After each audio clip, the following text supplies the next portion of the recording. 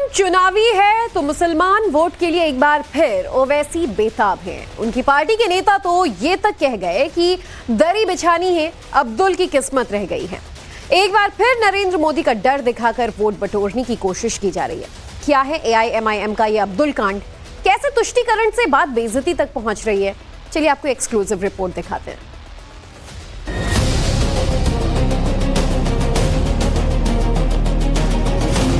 कि मसूद आलम तुम दरी बिछाओ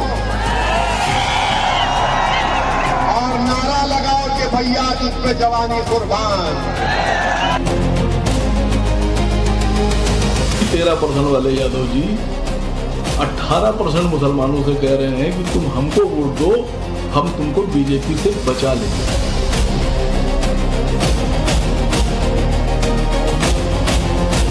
तेजस्वी जी ये भी कह रहे हैं कि आप मुख्यमंत्री, मुकेश सहनी उप मुख्यमंत्री, मुसलमान सिर्फ क्या दरी बिछाने के लिए।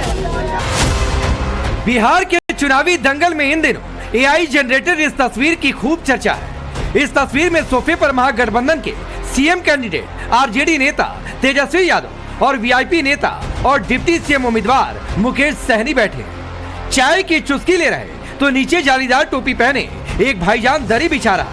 हैदराबाद वाले असदुद्दीन ओवैसी की पार्टी MIM के उत्तर प्रदेश अध्यक्ष शौकत अली ने इस तस्वीर को सोशल मीडिया पर पोस्ट किया है। साथ ही तंज कसते हुए लिखा है, 2% वोट वाला डिप्टी CM, 13% वाला CM और 18% वाला दरी बिछाने वाला मंत्री। जब हम सवाल उठाते हैं तो कहा जाता है अब्दुल तो चुप बैठ वरना बीजेपी आ जाएगी। ये वही ऑल इंडिया मजलिसे इत्तेहादुल मुस्लिमीन की लाइन है जो कई मौके पर पार्टी के मुखिया ओवैसी साहब भी सार्वजनिक मंचों पर कह चुके हैं कि मसूद आलम तुम दरी बिछाओ और नारा लगाओ कि भैया तुझ पे जवानी कुर्बान। वैसे ओवैसी और उनकी पार्टी से ऐसी लाइन की उम्मीद की जा सकती है। ओवैसी ब्रांड राजनीति के लिए ऐसी भाषा बहुत आम है, लेकिन भारत में मुसलमानों को दरी बिछाने वाला कहना, क्या इसकी संजीदगी ओवैसी समझते हैं? जिस देश में मुसलमान अल्पसंख्यक होने के बावजूद राष्ट्रपति, उपराष्ट्रपति से लेकर सुप्रीम कोर्ट के चीफ जस्टिस की संवैधानिक कुर्सी तक पर विराजमान हो चुके हैं, उस देश में ओवैसी साहब की पार्टी के नेताओं को लगता है कि देश का मुसलमान सिर्फ दरी बिछाने के लिए ही रह गया। बिहार में 13% वाले यादव जी 4% वालों से कह रहे हैं कि तुम हमको वोट दो, हमें मुख्यमंत्री बनाओ, हम तुम्हें डिप्टी CM बना देंगे। 2% वालों से भी कह रहे हैं कि हमको वोट दो, हम तुम्हें डिप्टी CM बना देंगे।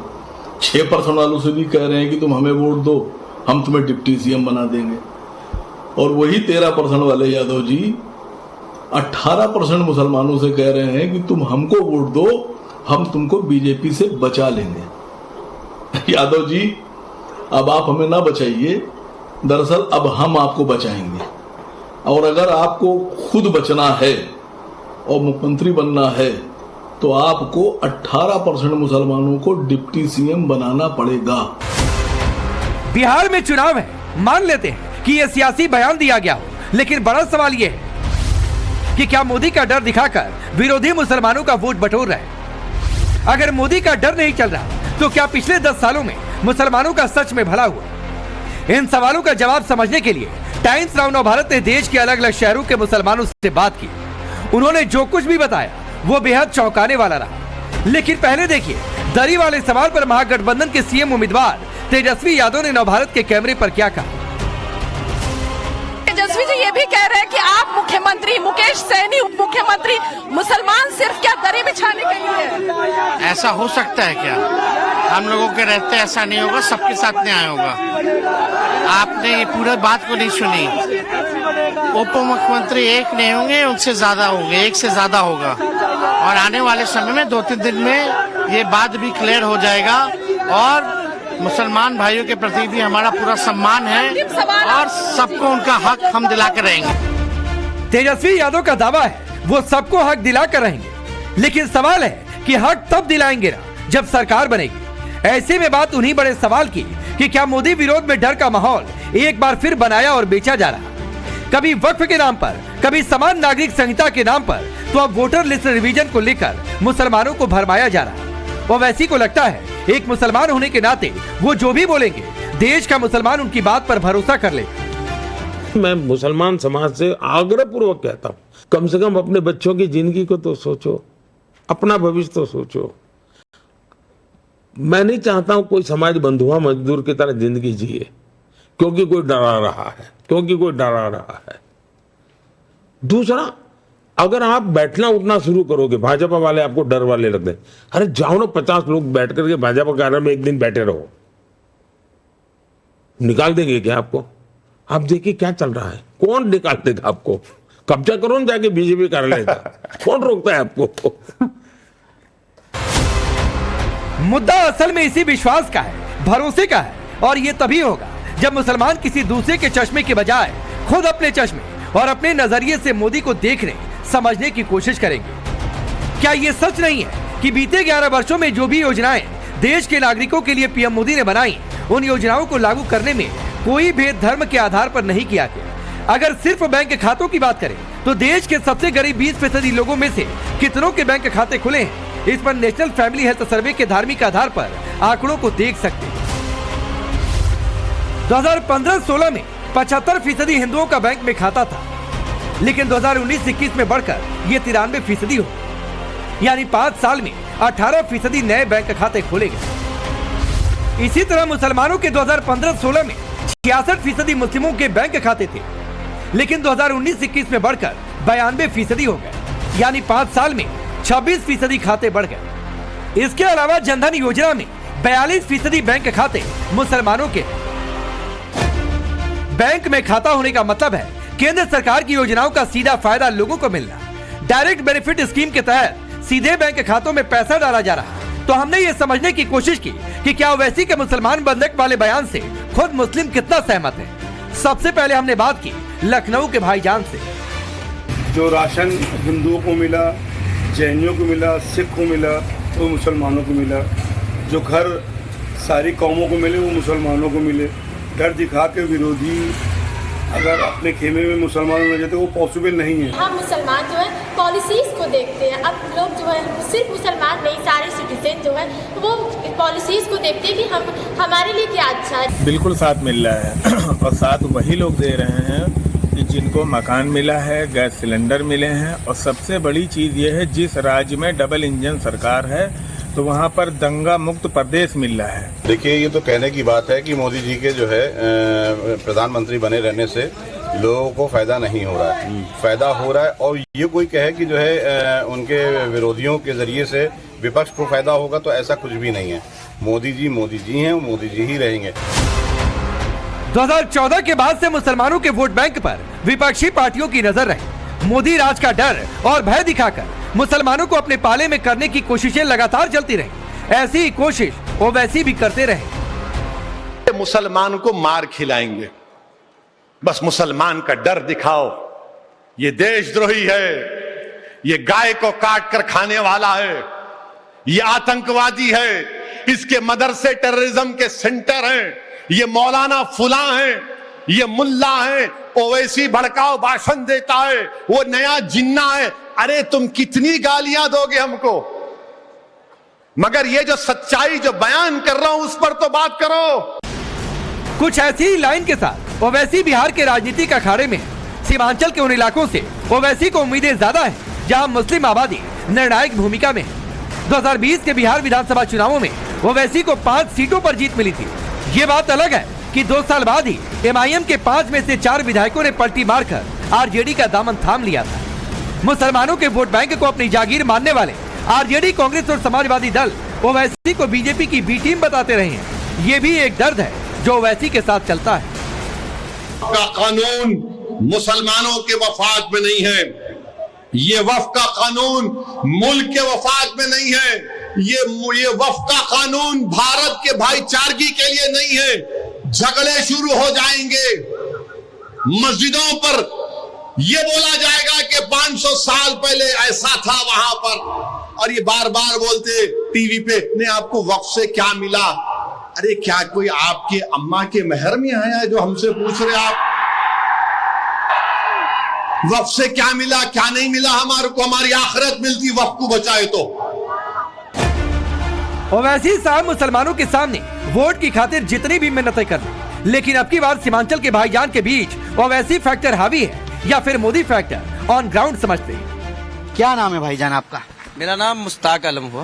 मुश्ताक साहब, जीएसटी के जो स्लैब घटाए गए भारत सरकार के द्वारा, कुछ व्यापारियों को फायदा हुआ, बिक्री बढ़ी है नहीं बढ़ी है?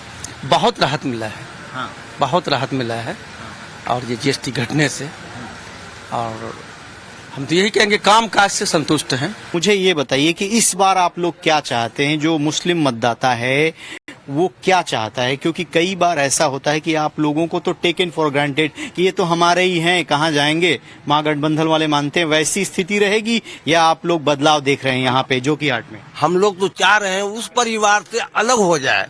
कौन से परिवार से? वो जो बाप बेटे का परिवार अभी तक आ रहा है, वो लोग चिराग तले अंधेरा जो करके रखा है, तो वो अंधेरा दूर हो जाए, बस हो गया। गाँव में कैसे स्थिति है? लाइट आती है? आती है। बिजली का बिल लगता है कि फ्री है? लगता था, अब फ्री हो गया है। अब फ्री हो गया। महागठबंधन के लोग कह रहे हैं तो MY तो हमारा है, मुसलमान तो हमारे हैं। ऐसे कोई बात नहीं, यही तो इस बार बहुत ज्यादा आ रहेंगे, हमारे जदयू ही जीतेंगे यहाँ से। अच्छा जी, देख लीजिए आप लोग इस टाइम और आने वाला समय में आपको पता लग जाएगा जदयू कितनी वोटों से जीतेगा, इसको तालने मिलेगा। और ओवैसी साहब यहाँ आए थे, उनका विधायक भी था, बाद में RJD में चला गया, तो उसने काम किया? उसका कोई डाटा नहीं है उसका। अभी मान के चले 4 MLA बना था, वो जाके बिक गए, फिर उसको वोट कैसे दे देंगे पब्लिक? फिर जाके बिक जाएंगे वो, ऐसा नहीं करेंगे ना। पीएम मोदी को लेकर मुसलमानों के बदले रुख की बड़ी वजह है सांस्कृतिक राष्ट्रवाद। जिस सूत्र पर मोदी ने देश की राजनीति को कसा है, वो सूत्र सबके लिए वोट बैंक की राजनीति से अलग, सबको साथ लेकर चलने वाला मोदी ब्रांड राजनीति के 4 सूत्र अहम रहे। तुष्टीकरण की बजाय संतुष्टीकरण पर फोकस, सबका साथ सबका विकास, सरकारी योजनाएं सबके लिए बिना भेदभाव के, और वोट बैंक की राजनीति पर फुल स्टॉप लगाने की कोशिश।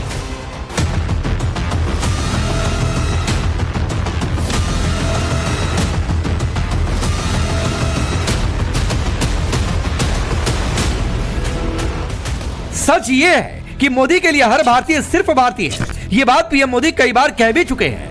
मुद्दा मुसलमानों के मुख्यधारा के साथ चलने का है, सिर्फ एक वोट बैंक बनने या सियासी मोहरा बनने का नहीं। लेकिन डर और भेद की विपक्षी राजनीति ने क्या मुसलमानों को इस दिशा में सोचने और विचार करने का मौका ही नहीं दिया। ऐसा इसलिए है क्योंकि एक संवेदनशील समाज को राजनीति की बिसात पर अपना मोहरा बना लेने की तरकीबें आज से नहीं बरसों से चली। मुख्यधारा से जोड़ने की बजाय मुस्लिम समाज को उनकी अस्मिता और इस्लाम के खतरे में होने की कल्पना से जोड़ा गया। मैं मुस्लिम समाज को कह रहा हूं, उनके पढ़े लिखे लोगों को कहता हूं, आत्ममंथन करिए, सोचिए। देश इतना आगे बढ़ रहा है, अगर कमी आपके समाज में महसूस होती है तो क्या कारण है? सरकार की व्यवस्थाओं का बेनिफिट कांग्रेस के जमाने में आपको क्यों नहीं मिला? क्या कांग्रेस के कालखंड में आप इस दुर्दशा के शिकार हुए हो? क्या? आत्ममंथन कीजिए और एक बार तय कीजिए, ये आपके मन में जो है कि सत्ता पे हम बिठाएंगे, हम उतारेंगे, उसमें आप अपने बच्चों का भविष्य खराब कर रहे हो।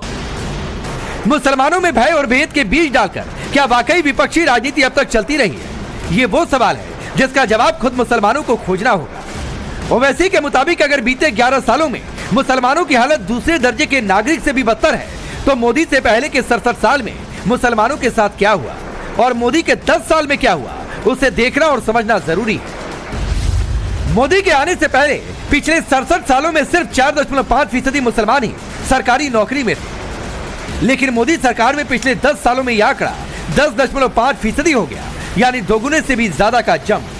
स्किल इंडिया प्रोग्राम के लाभार्थियों में 22.7% मुस्लिम हैं, जो सबसे ज्यादा है। पीएम एम्प्लॉयमेंट जनरेशन प्रोग्राम के तहत 2014 के बाद मुस्लिम युवाओं का बिजनेस रजिस्ट्रेशन 70% बढ़ा, यानी जो काम आजादी के बाद से मुसलमानों के लिए कोई सरकार नहीं कर सकी, वो काम पीएम मोदी ने करके दिखा दिया।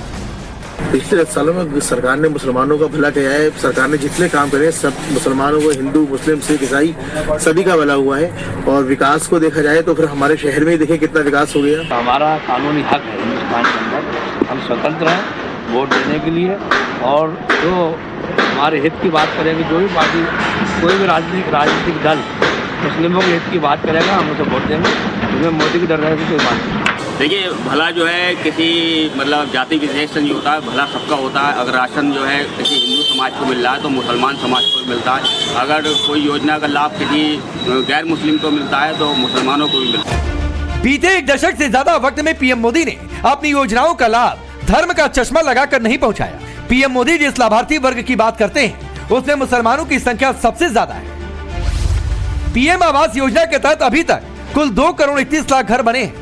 इनमें से 31% आवास मुसलमानों को मिले। पीएम किसान निधि योजना के 33% लाभार्थी मुसलमान हैं। उज्ज्वला योजना के तहत 9 करोड़ लोगों को गैस सिलेंडर दिया गया। इनमें से 37% मुसलमान हैं। प्रधानमंत्री मुद्रा योजना में 36% लाभार्थी अल्पसंख्यक हैं। लेकिन ओवैसी साहब की सियासत इन फैक्ट्स के बजाय भड़काने और उकसाने के अपने फॉर्मूले पर ही अटकती है। वो घूम फिर कर मजहबी पहचान और मुसलमान वाली लाइन ही रटते रहते हैं। 11 साल से नरेंद्र मोदी सिर्फ मुसलमानों की मजहबी शनाख्त पर हमला कर रहे हैं। 11 साल से नरेंद्र मोदी सिर्फ मुसलमानों की मस्जिदों को छीनने की कोशिश कर रहे हैं। 11 साल से नरेंद्र मोदी मुस्लिम खवातीन को ताकतवर बनाने के बजाय उनके सरों से हिजाब को छीन रहे हैं। 11 साल से नरेंद्र मोदी बुलडोजरों के जरिए सबसे ज्यादा दलित और मुसलमानों के घरों को तोड़ दिया। यहाँ बात हिंदू मुसलमान की नहीं, बात 140 करोड़ भारतीयों की है। मजहब की लाइन पर चाहे ओवैसी हो या कोई और, जितना चाहे उकसाता भड़काता रहे, लेकिन मोदी अपना धर्म जानते हैं, जो राष्ट्र धर्म है, जो सबसे जुड़ता है, जो सभी धर्मों से ऊपर है। तो क्या वोट बैंक की राजनीति करने वाले विपक्ष और ओवैसी को डर इस बात का है कि अगर मुसलमान ये समझ गया तो फिर सत्ता सदियों दूर की बात हो जाएगी। Bureau report, times now Bharat.